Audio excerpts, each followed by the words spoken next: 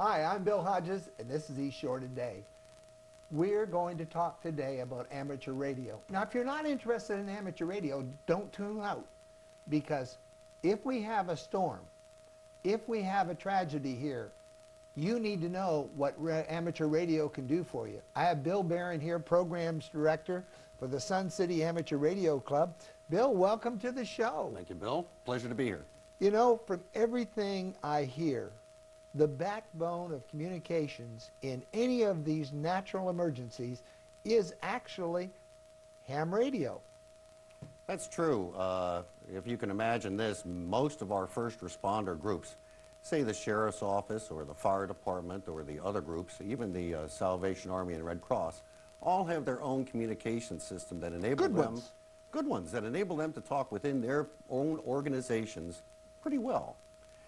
But what they fail to have in many circumstances, and Homeland Security is addressing this, is they may be unable to talk between each other or between their own operation and the Emergency Operations Center, say here in Hillsborough County. Wasn't that a problem on 9/11?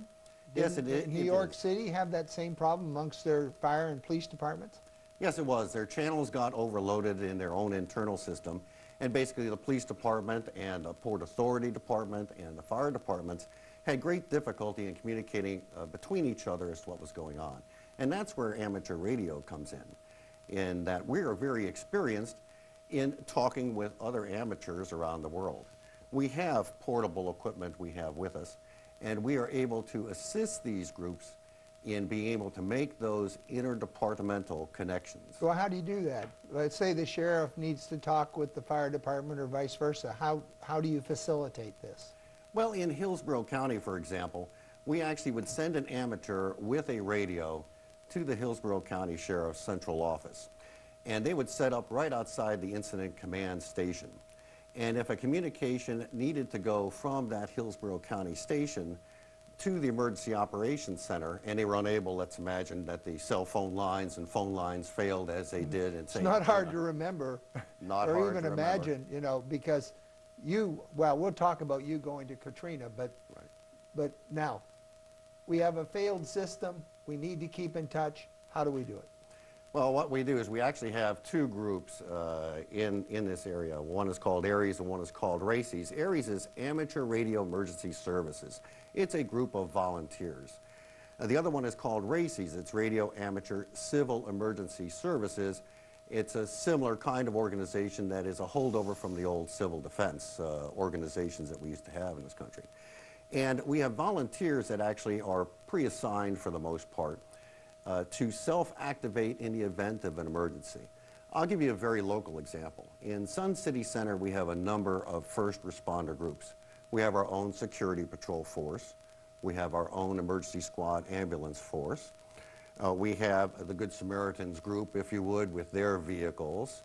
We have the Community Emergency Response Team, a group of volunteers trained by the fire department who would self-activate. And all of these groups would self-activate in the event of, let's say, a hurricane. They all have their own in-group communications. In other words, the emergency squad can talk to all their ambulances and vice versa. But, for example, the emergency squad may not be able to talk to the security patrol if they need a volunteer deputy to help direct traffic. This is where the amateurs come in. We would actually have an amateur at the emergency squad. We would have an amateur at the security patrol building, and we would be able to facilitate communication between those 2 points. Now, what makes you so able to communicate in a disaster where other things, cell phones, things like that, which we've become very reliant upon, aren't working? Well, basically we have a lot of experience. As you know, amateur radio operators talk to people around the world as part of their hobby. That's the joy of the hobby. We're also very experienced in setting up emergency antennas and so on.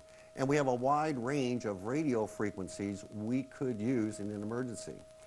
If you were to go to, say, a patrolman in a patrol car, he would have, let's say, an 800 megahertz radio. That's a radio frequency that enables him to talk to and from his dispatch control point.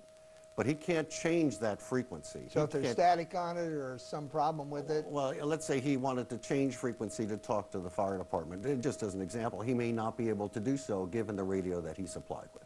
So it's your flexibility that allows you to be able to provide these services back and forth. You can talk to them all. That's correct. We can talk to them all, and we actually set up a network of individuals. For example, another example, in the event of severe weather approaching this area, we actually send an amateur radio operator to the National Weather Service office in Ruskin, where we have pre-positioned radios and antennas to receive reports from sky-worn spotters as to, let's say, hail being detected in one area or heavy amounts of rain being reported. So we're able to collect those reports also then for the National Weather Service as far as local observers actually on the ground throughout the 10-county area.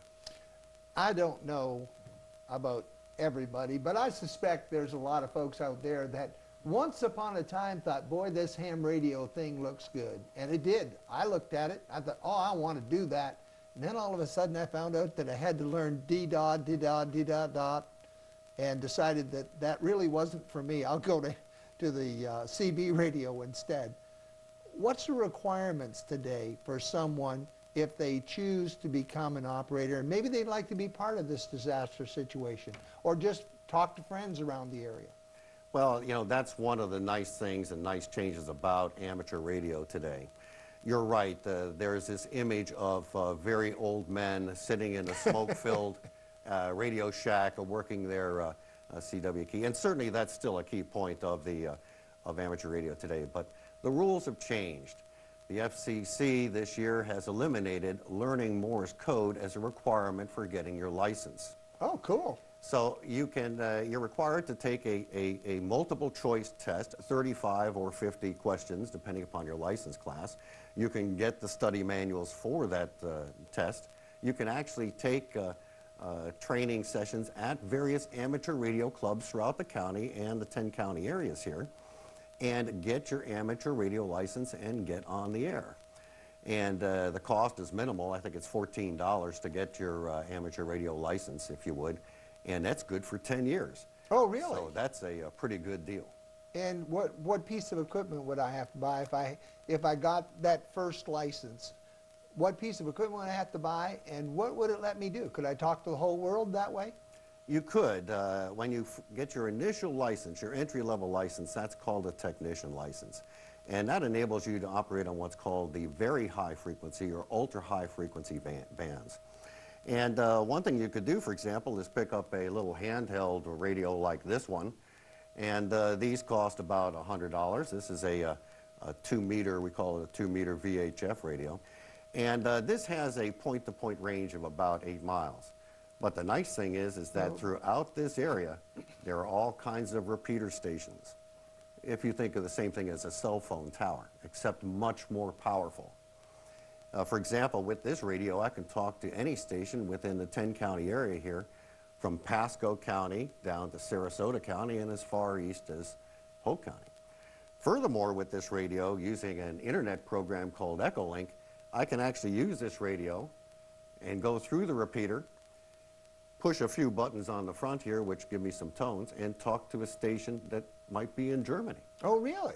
So they're all... So that's all in that basic license? I could talk to Germany and everything? All in the basic license. And many amateurs just have this 2-meter type radio, if you would, just for emergencies or for the fun of talking to these other stations. So that's the initial stage of your license qualifications. And these types of radios were used extensively during Katrina and Wilma. Now, they will work then. I don't have to worry if my cell phone is out because the tower went down.